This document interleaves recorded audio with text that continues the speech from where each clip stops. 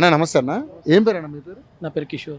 కిషోర్ అన్న. కిషోర్ అన్న, Jubilee hills ఉప ఎన్నిక వచ్చింది, మేము సర్వే చేసుకుంటా ఉన్నాం.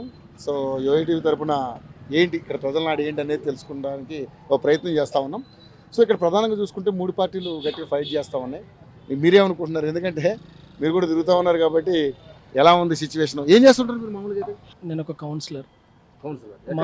మాది కోరుట్ల నియోజకవర్గం. ఓకే డాక్టర్ సంజయ్ గారి టీము. ఓకే అలాగే నేను అడ్వకేట్. ఓకే ఇప్పుడున్న పరిస్థితి ఏముందంటే గత ప్రభుత్వం ఏం చేసింది, ఈ ప్రభుత్వం ఏం చేసిందని చాలా ప్రజలకు క్లారిటీ ఉంది. ఇప్పటి 100% ఎడ్యుకేటెడ్ కానీ అన్ఎడ్యుకేటెడ్ కానీ వ్యవసాయదారులు కానీ ఎవరైనా ప్రతి ఒక్కరికి గత ప్రభుత్వం కేసీఆర్ సార్ ఏం చేసిండో, ఏమి అభివృద్ధి పనులు చేసిండో, ఏమి సంక్షేమ పథకాలు చేసిండో, ఇప్పుడున్న ప్రభుత్వం అంటే నియర్లీ 2 years అవుతుంది. 2 years అవుతుంది ఈ కాంగ్రెస్ ప్రభుత్వం వచ్చి. కాంగ్రెస్ ప్రభుత్వం అసలు ఏ కారణంగా వచ్చింది ఒక్కసారి ప్రజలకు కూడా మోసపై గోసపడుతున్నారు ప్రజలు. ఎందుకంటే వాళ్ళు ఇచ్చిన అమలు కానీ హామీలు ఇచ్చి ఇలా గద్దెనెక్కిర్రు రేవంత్ రెడ్డి గారి గురించి నేను చెప్పాల్సిన అవసరం లేదు, ప్రజలందరికీ తెలుసు. అసలు ఉద్యమం పార్టీ బీఆర్ఎస్ పార్టీ. కేసీఆర్ గారు ఉద్యమం పార్టీ బీఆర్ఎస్ పార్టీని మీరు అంటున్నారు కదన్నా, అంటే మళ్ళీ క్వశ్చన్ అడిగాను అనుకోకండి. మరి ఉద్యమం రాజకీయ పార్టీగా అవతరించింది. మరి రాజకీయ పార్టీగా అవతరించిందంటే ఆనాడు తెలంగాణ రాష్ట్ర ప్రభుత్వం తెలంగాణ మాకు సపరేట్ కావాలి, ఆంధ్రాలో ఉంది కాబట్టి మా రాష్ట్ర హక్కులు మాకు కావాలని చెప్పి ఆనాడు ఏనాడైతే ఉద్యమం ఊపందుకుందో కేసీఆర్ గారు ఒక్కరై బయలుదేరి కొన్ని కోట్ల మంది అయి కొన్ని లక్షల మంది అయి ఈరోజు ఉద్యమం చేసి తెలంగాణ సాధించిన మహా వ్యక్తి కేసీఆర్ సార్. కేసీఆర్ సార్ ఎంబట సబ్బండ వర్గాలు ఉన్నాయి, విద్యార్థులు ఉన్నారు, ఉస్మానియా యూనివర్సిటీ ఉంది, అడ్వకేట్స్ ఉన్నారు. ప్రతి ఒక్క కామన్ మ్యాన్ కూడా ఆ రోజు ఉద్యమం నుంచి పాల్గొని ఈ రోజు తెలంగాణ రాష్ట్రాన్ని సాధించుకున్న తర్వాత 10 ఏళ్ల పాలనలో ఎంత మంచిగా అభివృద్ధి చేసిండో కేసీఆర్ సార్ ప్రజలందరికీ తెలుసు. కేవలం దొంగ హామీలతోని, అమలు కాని హామీలతోని పేద ప్రజలకు ఏముంటుందన్న, మిడిల్ క్లాస్ ఫ్యామిలీలకు ఆశపడతారు. 2000 పింఛన్ను 4000 ఇస్తాడు. మీ ఇంట్లో కళ్యాణ లక్ష్మికి తులం బంగారం ఇస్తాడు. కేసీఆర్ సార్ ఏనాడు మేనిఫెస్టోలో పెట్టలేడు, ఏనాడు బహిరంగంగా చెప్పలేడు. ప్రజలకు ఏమి కావాలో అది తన స్వయాన తెలుసుకొని, తన ప్రజల మనిషి, ప్రజల కష్టాల మనిషి, ప్రజల గురించి తెలిసిన మనిషి కాబట్టి అవన్నీ తన మనసులో పెట్టుకొని ఆడపిల్లకి ఏం కావాలా, కుటుంబానికి ఏం కావాలా, ఒక అమ్మకు ఆసరా పెన్షన్ ఏం కావాలా అవన్నీ తను అనుభవించి నిజంగా తన కష్టపడి ఆయనకు తెలుసు కాబట్టి పేదవాళ్ళ కష్టాలు ఏ విధంగా ఉంటాయి కాబట్టి అవన్నీ అమలు చేసిండు. 10 ఏళ్ల పరిపాలన ఈవెన్ హైదరాబాద్ కావచ్చు, విలేజ్ కావచ్చు, ఎంటైర్ తెలంగాణ రాష్ట్రం కావచ్చు, అన్ని జిల్లాలు కావచ్చు, ఏ విధంగా చేసిర్రో కేసీఆర్ గారికి బొమ్మరథం. 20 నెలలు అవుతుంది, 2 సంవత్సరాలు గడుస్తుంది. ఎక్కడ ఒక అమ్మాయికి తులం బంగారం ఇచ్చిండు మీరు చెప్పండి. నేను ఈ వేదిక నుంచి అడుగుతున్నా గౌరవ ముఖ్యమంత్రి గారిని, ఎక్కడ ఇచ్చిండు? ఏ ఒక్క ఆడపడుచుకైనా కళ్యాణ లక్ష్మి పెళ్లి చేసుకున్న అమ్మాయికి వాళ్ళ ఇంటికి తులం బంగారం ఇచ్చినవా? ఒక స్కూటీ ఇచ్చినవా? ఒక నిరుద్యోగ భృతి ఇచ్చినవా? ఒక మహిళకు పెన్షన్ ఇస్తాను ఇచ్చినవా? నేను కేసీఆర్ సారు 1000 నుంచి 2000 చేసిండు. ఎప్పుడో 200 ఉండే 1000 చేసిండు, తర్వాత 2000 చేసిండు. నేను 4000 ఇస్తాను పెద్ద మాటలు మాట్లాడినావు రేవంత్ రెడ్డి సారు. మరి పేద ప్రజలు ఎటువైర్రు? నువ్వు గద్దెనెక్కినావు, నువ్వు ఏడికెళ్ళి వచ్చినావు, టీడీపీ నుంచి వచ్చినావు, నువ్వు ఓటుకు నోటు పోయినావు, అన్నీ తెలుసు. కేవలం అమలు కాని హామీలతోని ప్రజలను మభ్యపెట్టి మోసం చేసి నువ్వు గద్దెనెక్కినావు. నీకు నిజంగా చెప్తున్నా, నీకు ఈ రాష్ట్రం మీద చిత్తశుద్ధి ఉంటే ఆనాడు ఉద్యమంలో నువ్వు ఎక్కడున్నావు? చంద్రబాబు నాయుడు సంకలో ఉన్నావు నువ్వు. ఆనాడు నువ్వు రాజీనామా చేయలేవు కదా, ఎంపీకి చేసినావా? చేయలేవు. ఆనాడు నువ్వు ఉద్యమం పీక్స్ టైంలో నువ్వు ఎక్కడున్నావు? ఆనాడు ఉస్మానియా విద్యార్థులు కేసీఆర్ గారికి బ్రహ్మరథం బట్టి కేసీఆర్ గారు వెంబడి ఉండి ఇవాళ తెలంగాణ రాష్ట్రాన్ని సాధించుకున్నారు. కేవలం మీరు గ్రామాలల్లో కానీ ఇంకా వేరే విలేజ్లలో కానీ మండలాలలో కానీ కొంతమంది కొన్ని జిల్లాలల్లో నువ్వు ఇచ్చే దొంగ హామీలకు ఏదో మాకు ఇంత 10 రూపాయలు ఎక్కువ వస్తాయి కానీ ఆశపడి, మాకు ఇంకోటి వస్తుంది కదా అని ఆశపడే నీకు ఓట్లేసిర్రు కొన్ని జిల్లాలలో. మాత్రం ఆ ఓట్లతోనే నువ్వు గెలిచి ఇలా నువ్వు గద్దెనెక్కినావు. కానీ నువ్వు తెలంగాణ రాష్ట్ర ప్రభుత్వానికి ఏమి చేస్తలేవు, చేయవు.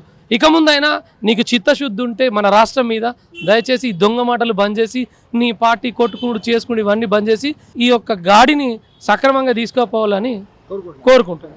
సరే, ఓకే, బాగా మాట్లాడారు, బాగుంది. నేను అడిగిన దానికి మంచిగా సమాధానం చెప్పారు. బట్ రాష్ట్రం మొత్తం మీద ఒక మంచి క్లారిటీ ఉంది మీకు. మరి ఇప్పుడు జూబ్లీ హిల్స్ మీద ఏమనుకుంటారు? ఎందుకంటే ఒక అడ్వకేట్గా మీరు ఇక్కడ తిరుగుతున్నారు కాబట్టి మీరు ఇక్కడ ఉన్నటువంటి నా ఓటర్ నాడు కూడా మీకు తెలుసు. ఎందుకంటే మీరు కూడా ఒక లాయర్గా ఏం ఆలోచిస్తున్నారు? ఎందుకంటే ఇక్కడ 3 సార్లు మాగంటి గోపీనాథ్ గారు హ్యాట్రిక్ ఎమ్మెల్యేగా గెలిచారు. సో అకాల మరణం చెందారు. సో ఉప ఎన్నిక వచ్చింది. మరి ఇక్కడ 3 పార్టీలు కూడా గట్టిగా ఫైట్ చేస్తా ఉన్నాయి. మీరేం ఆలోచిస్తున్నారు? మాకు గోపీనాథ్ గారు చేసిన పని జూబ్లీ హిల్స్లా ఎవరు కూడా చేయలే. ఒకసారి ఒక వ్యక్తికి హైట్రిక్ విజయం ఇచ్చిరంటే తన పనితనము, తనకున్న అనుభవము, తన మంచితనము ఖచ్చితంగా క్యాలిక్యులేషన్ చేసుకోవాలి. దయచేసి ఈ విషయాన్ని నేను పార్టీలకు అతీతంగా మాట్లాడుతున్నా. ఈ విషయాన్ని ఎందుకు అని అంటే గోపీనాథ్ గారు చాలా సౌమ్యులు. ఈ ఒక జూబ్లీ హిల్స్ నియోజకవర్గానికి ఎంత ప్రతి డివిజన్ల మంచి అభివృద్ధి పనులు చేసిండు. కమ్యూనిటీ భవన్స్ కావచ్చు, సీసీ రోడ్లు కావచ్చు, డ్రైన్లు కావచ్చు, లైట్స్ కావచ్చు, పెన్షన్స్ కావచ్చు, డబుల్ బెడ్రూమ్స్ కావచ్చు, ఏ పనైనా మీరు ఓటర్ని అడగండి. కావాలంటే ఏ ఓటర్ను టచ్ చేసినా మాగంటి గోపీనాథ్ చేసిన సేవలు మాకున్నాయి. కాబట్టి అకాల మరణం అయింది కాబట్టి వాళ్ళ మేడం గారికి మాజీ ముఖ్యమంత్రి వర్యులు కేసీఆర్ గారు, తెలంగాణ అభివృద్ధి ప్రదాత ఆ ముఖ్యమంత్రి గారు, మాజీ ముఖ్యమంత్రి వర్యులు ఆలోచించి వాళ్ళ సతీమణికి టికెట్ ఇచ్చిండు. ఖచ్చితంగా వాళ్ళ మేడంకు అందరూ బ్రహ్మరథం పడతారు. తప్పకుండా ఈరోజు నవీన్ యాదవ్ ఆయన ఉన్న స్ట్రాటజీ తెలుసు, ప్రజలందరికీ తెలుసు. ఆయన వ్యవస్థ ఏంది, వాళ్ళ నాన్న చిన్న శ్రీశైలం ఏంది, ఆయన గుండాయిజం ఏంది, ఇదంతా ప్రజలందరికీ తెలుసు. కొంతమంది సౌమ్యులు ఉంటారు, చాలా మంది ఉంటారు. నవీన్ మాస్ లీడరు, బ్రహ్మాండంగా ఆయనకి అవకాశం ఉందని అంటున్నారు. మాస్ లీడర్ అని మీరు అంటున్నారన్న. ఓకే, ప్రజలు అంటున్నారు. రేపు ప్రొద్దున 11వ తారీఖు తర్వాత ఎలక్షన్ తర్వాత ఎవరు గెలుస్తారు, ఎవరికి బ్రహ్మరథం పట్టిర్రు, ఏ పార్టీకి బ్రహ్మరథం పట్టిర్రు, మాగంటి సునీతకు బ్రహ్మరథం పట్టిరా, ఎవరికి పట్టిరా, అది మీరు చూడాల్సిందే, వేచి చూడాల్సిందే, మనం అందరం వేచి చూడాల్సిందే. తప్పకుండా మీరు ఆలోచించింది బాగానే ఉంది. బట్ ఇక్కడ ప్రజలందరూ కూడా అలాగే ఆలోచిస్తారని ఏం లేదు కదా, ఎవరిష్టం వాళ్ళది. సో మొత్తానికైతే మీ అభిప్రాయం అయితే బీఆర్ఎస్కి అవకాశం ఉందంటున్నారు. ఇక్కడ నా అభిప్రాయము, ప్రజల అభిప్రాయం కూడా నేను చెప్తున్నా. ఎవరైనా మాగంటి సునీతమ్మకు, ఎందుకంటే గోపీనాథ్ గారు చేసిన పనులు అట్లా ఉన్నాయి కాబట్టి మాగంటి సునీతమ్మకు చాలా అవకాశాలు ఉన్నాయి. ఖచ్చితంగా వాళ్ళు ఓటు వేస్తారు. ఎందుకంటే అమ్మ నువ్వు ఏడవకు, నువ్వు బాధపడకు. 100% కొంతమంది రాజకీయం చేస్తున్నారు. భర్త చనిపోయింది అని చెప్పి ఏడుస్తున్నాడు. ఏ ఇంట్లో అయినా కష్టం వస్తే తన భర్త చనిపోతే పొన్నం ప్రభాకర్ కానీ వాట్ ఎవర్ ఈ అధికార పార్టీ ఏ లీడర్ అయినా పర్లేదు, ఒక ఆడపడుచును ఎవరైనా కించపరచొద్దు. రేపు ఆ సమస్య మన ఇంట్లో కూడా జరగవచ్చు. ఆ విధంగా నేను వాళ్ళ గురించి మాట్లాడట్లేదు. చాలా డిసిప్లిన్ ఉన్న పార్టీ బీఆర్ఎస్ పార్టీ. అన్ని చిల్లర మాటలు మాట్లాడడం, ఒక రాష్ట్ర మంత్రి హోదాలు ఉండడం, పిచ్చి పిచ్చి మాట్లాడడం, అది ఆయన కృతజ్ఞతగా వదిలేస్తున్నాం.